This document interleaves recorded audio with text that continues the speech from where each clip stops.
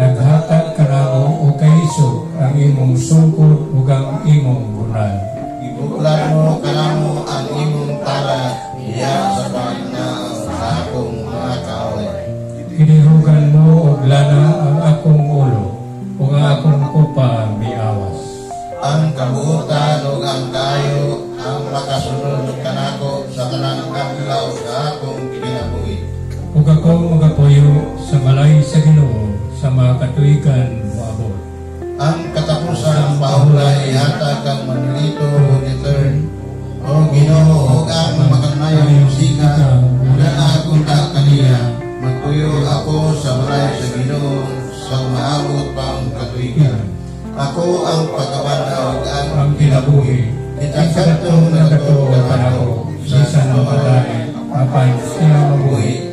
Kinsa katong nabuhi ug nagatugan ako dili kayo mamatay.